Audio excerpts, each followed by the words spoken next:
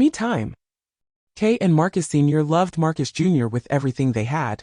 They loved each other too, but Markus' diagnosis had taken its toll on their relationship. It felt as though their entire identity had become parents of Markus Jr., child with autism. They struggled to find the people they were prior to his birth. They wondered if they would ever be those people again. Markus Sr. worked increasingly longer hours and seemingly volunteered for every out-of-town work assignment that was offered. Kay felt perpetually tired. When she was not working and repeatedly trying to save face with her boss for all the time off she needed, she was the mom taxi, chauffeuring Markus Jr. to all of his appointments. Saturday mornings at the Rejuve Spa were a thing of the past. Hair and nails were luxuries that she could no longer prioritize. She neither looked nor felt the way she wanted to and could not find the strength, energy, motivation, or guidance to get back there. She felt unattractive to Markus Sr. and made little effort to gain his attention as she previously had with random winks, twirls of her hair, and flirtatious glances.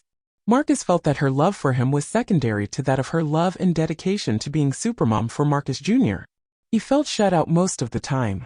He felt that Kay had no time for him, and as she often stated, he was a grown man and could fend for himself. Markus Jr. needed her more. Having read all of the books and attempting to follow the directions of her child's therapists, Kay decided one day to take Markus Jr. to Walmart, which she usually did not do for fear of a Markus Jr. meltdown on aisle 6. Having had to walk out of Harris Teeter on more than one occasion, leaving a cart full of groceries because of her screaming child, she was determined that it would never happen again.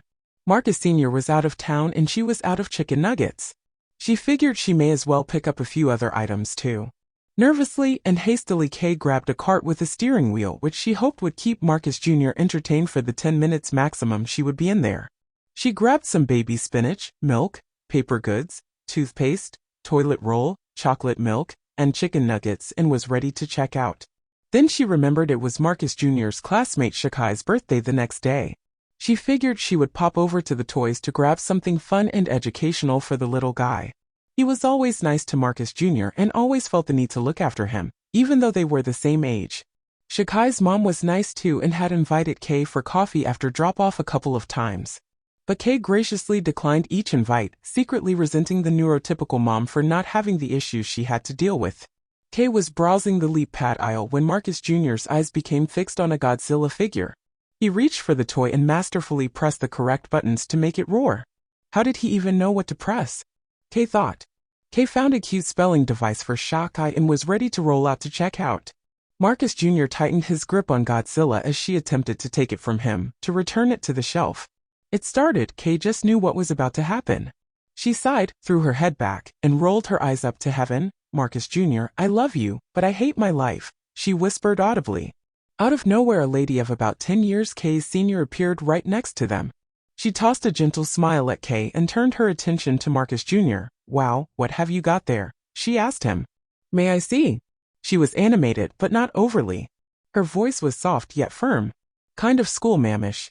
Markus, with a puzzled expression, handed the lady the toy. She pressed the button to make Godzilla roar, and while placing Godzilla surreptitiously back on the shelf, she made the roaring sound herself. As she gestured to Mom to exit the aisle, she continued to engage Markus Jr. Can you make that sound? She roared again. Markus Jr. imitated her. The lady and Markus roared all the way to the checkout. Kay mouthed a thank you to the lady, who gave her a kind of namaste hand signal and went about her business. Kay was able to pay for her items while she continued the roaring game with her son. She was later to find out from her son's therapist that this was an ABA technique called redirect and interrupt. She used this technique often on shopping trips going forward until it was no longer even necessary. While she redirected his behavior, she was also using her therapy skills to teach him acceptable public behavior. Over time, Markus Jr. grew to learn that when he behaved nicely on shopping trips, a big reward was waiting for him in the car.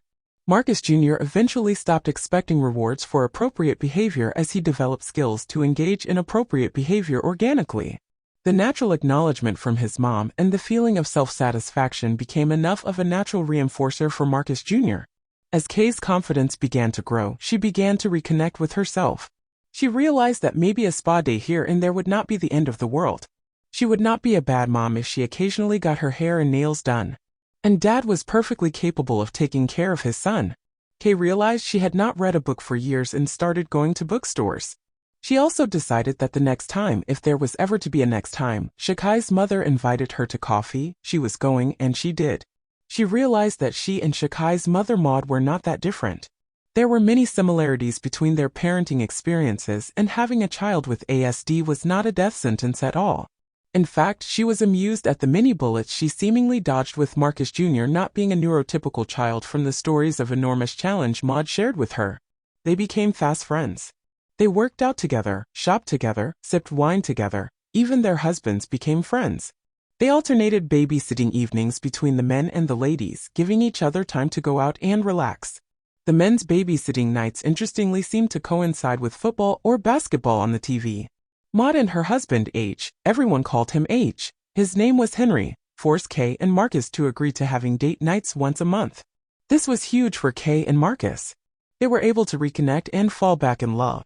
They knew that they could not do this alone, however, and began attending couples counseling, which was hugely beneficial to both. They realized that they could indeed have a life despite the direction that their lives had taken. Markus Jr. was an amazing child, and they were now able to enjoy his existence rather than fear it. Kay was inspired to start a support group for other parents with children on the spectrum. She knew she could not be the only one out there intermittently drowning in the sea of guilt, isolation, and fear. She organized social events, educational presentations, resource rallies, babysitting clubs, and sibling groups. Kay had taken her life back. You have a life. Take it back.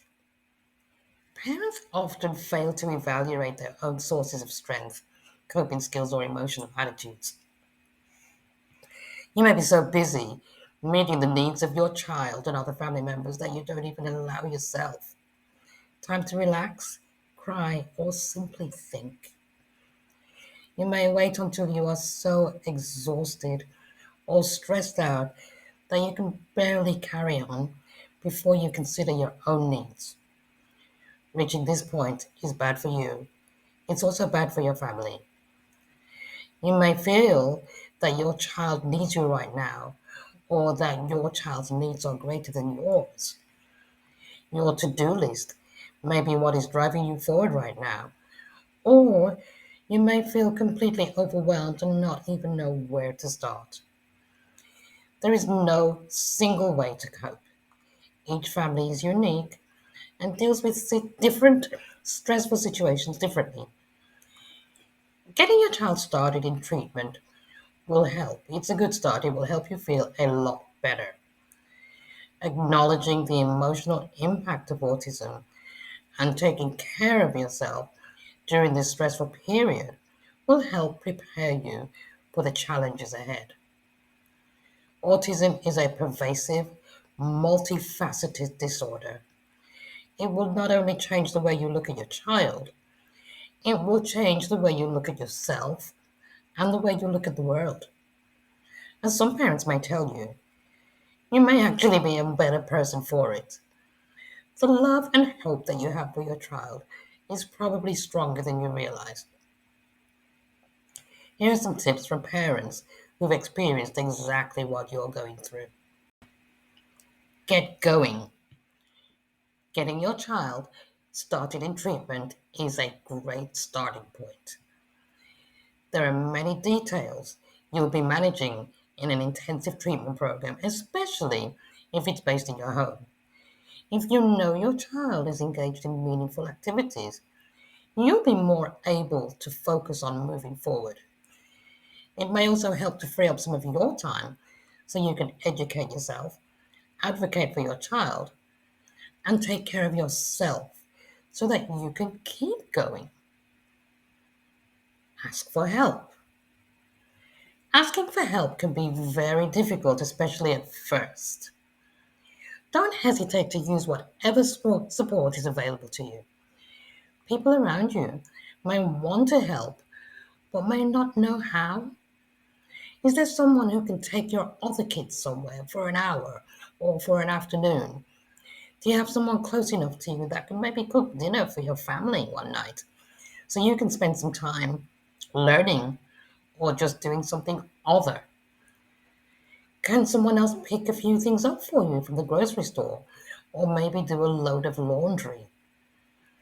Can they let other people know you're going through a difficult time and that you could definitely use a hand? Obviously, you want to work with people that you know and trust. Talk to someone. Everyone needs someone to talk to. Let someone know that you're going through something. Let them know what you're going through and how you feel. Someone who just listens can be a great source of strength. You may not even want advice. Sometimes you just want someone who will listen. If you can't get out of the house, use the phone. Call a friend. Link to family services where available. And I keep on talking about this, consider joining a support group. It may be helpful to just listen or talk to people who have been going through or have been through something similar to what you are currently experiencing. Support groups can be great sources of information about what services are available in your area and who provides them. Now, you may need to try more than one group to find a group that feels right for you. You may also find that you're not really a support group kind of person, and that's okay. Many parents in your situation, support groups provide valuable hope, comfort, and encouragement. But like I said, it's not for everyone. Try to take breaks. If you can, allow yourself some time away, even if it's only a few minutes to take a walk. If it's possible, excuse me, getting out to a movie, going shopping by yourself, or visiting a friend can make a world of difference. If you feel guilty about taking a break, try to remind yourself that it will help you to be renewed for the things that you need to do when you get back. Rest, rest, rest. I cannot stress this enough. Try to get some rest. If you're getting regular sleep, you'll be better prepared to make good decisions, be more patient with your child, and deal with the stress in your life. I cannot stress rest enough. Now, another important one is consider keeping a journal. Louise DeSalvo, in Writing as a Way of Healing, notes that studies have shown that writing that describes traumatic events or our deepest thoughts and feelings about them is linked with improved immune function, improved emotional and physical health, and positive behavioral changes. Some parents have even found journaling, a helpful tool for keeping track of their child's progress, what's working and what isn't working. Information balance. Be mindful of the time you spend on the internet. The internet, don't get me wrong, the internet will be one of the most important tools you have for learning what you need to learn about autism and how to help your child. Unfortunately, there is more information on the web than any of us have time to read in a lifetime. There may also be a lot of misinformation. Right now, while you're trying to make the most of every minute, keep an eye on the clock and frequently ask yourself if what you're reading and the time spending on the internet is actually relevant. Sometimes the time you spend on the internet will be incredibly valuable. Other times, it may be better for you and your child if you use that time to take care of other things. Family therapist Catherine Smerling offers some very valuable tips for parents. She also offers tips for siblings and extended family members. So let's have a look at some of her tips for parents. Um, she tells parents basically, to learn to be the best advocate that you can be for your child, which you've heard me say over and over again. Be informed. Take advantage of all the services that are available to you in your community. And this is a really important one. Um, I had a conversation with a caregiver just a week ago, and the caregiver said, "Oh, I'm a very proud man, Dr. Janice. Um, I don't need anything from anybody." Um, and I tried to explain to the caregiver, it's not about pride and it's not about you draining the system. It's about you pooling resources to help yourself and help your child. If you are more available to your child because you're getting help from everybody around you, you're going to be much more valuable to your child. So definitely, definitely take advantage of the services available to you in your community. You'll meet practitioners and providers who can educate you and help you, and you will gather great strength from the people you meet, I promise you. Um, Dr. Sterling also tells people, caregivers, don't push your feelings away. Talk about your feelings. She says you may feel both ambivalent and angry at times. Those are emotions to be expected. It's okay to feel conflicting emotions. Try to direct your anger towards other things that are outside of your control rather than towards yourself or your loved ones. When you find yourself arguing with your spouse over an autism related disorder, for example, try to remember that this topic is painful not just for you, but also for your spouse and other family members. It can really be difficult for siblings, both typical and non typical. And be careful not to get mad at each other when it really is the disorder that has you out of sorts. Try to have some semblance of an adult life. Be careful not to let ASD consume every waking hour of your life. Spend quality time with your typically developing children and your spouse, and refrain from constantly talking about autism. Everyone in your family needs support and to be happy despite the circumstances. Appreciate the small victories your child may achieve. Love your child and take great pride in each small accomplishment. Focus on what they can do instead of making comparisons with typically developing children. Love them for who they are rather than your concept of who or what you think they should be. Dr. Sterling also advises people to get involved with the autism community. Don't underestimate the power of community. You may be the captain of your own team, but you cannot do everything yourself. No man is an island. Try to make friends with other parents who have children on the spectrum. By meeting other parents, you'll have the support of families who understand your day to day challenges. Getting involved with autism advocacy is empowering and productive. You'll be doing something for yourself as well as being very proactive for your child. Let's take a look at what Dr. Sterling says about how grandparents and other extended family members can be helpful. She argues that family members actually have a lot to offer. Each family member can offer help with things that they have learned to do best over time.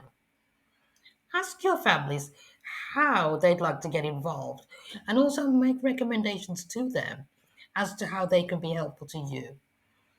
Very often they just don't know how they can be of service. And you've got to also understand that there are generational differences. Your parents, grandparents, aunts, and uncles may have had different values to the values that you hold. So be really sure to get them involved and certainly organize them. Let them know that their efforts will be appreciated, whether it means that they're going to help take care of the child so that you can go out for dinner, or raising money for a special school that helps your child. Caregivers and Extended caregivers can organize lunches or a theatre benefit, a carnival, or even a simple card game that can raise funds.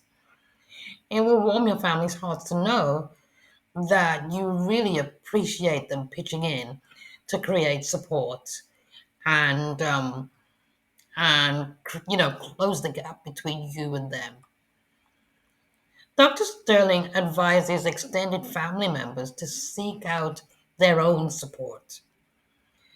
If you are an extended family member, a grandparent, aunt, or uncle, if you find that you're having a difficult time accepting and dealing with the fact that your loved one has autism, seek out your own support. Your family may not be able to provide you with the kind of support you need, so you must be considerate and look elsewhere if you're not getting the answers that you need. In this way, you can be stronger for them, helping them with the many challenges that they're already facing. Be open and honest about the disorder. The more you talk about the matter, the better you will feel. Your friends and family can become your support system, but only if you share your thoughts with them. It may be hard to talk about this at first, but as time goes on, it'll be easier. In the end, your experience with autism will end up teaching you and your family profound life lessons.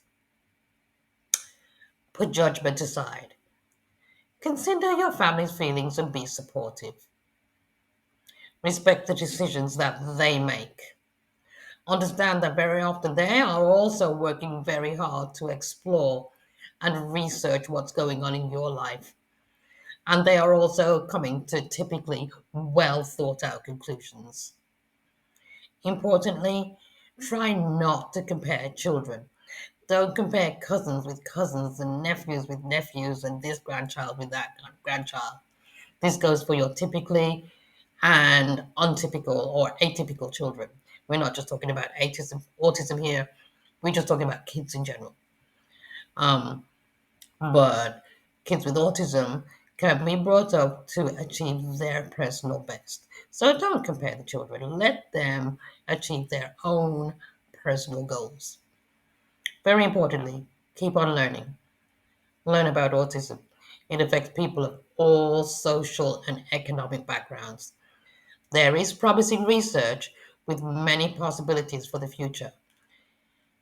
Share that sense of hope with your family while educating yourself about the best ways to help manage the disorder. Back to my soapbox. Carve out special time for each child if you have more than one child in your family. You can enjoy special moments with both typically developing family members and the family member with autism. Yes, they may be different, but both children look forward to spending time with you. Children with autism thrive on routines very often. So find one thing that you can do together that is structured, even if it's simply going to a park for 15 minutes. If you go to the same park every week, chances are over time that activity may become easier and easier. It just takes time and patience. If you're having a difficult time trying to determine what you can do, ask your family. Seek out the support around you. They will sincerely appreciate the effort you are making. Thanks so much for joining me. As always, I would love to hear your thoughts. So please go ahead and comment below. Also, give me a thumbs up if you like what you hear, because that way I'll be able to keep it coming. And definitely subscribe so you don't miss a single thing. God bless you, and I will see you next time.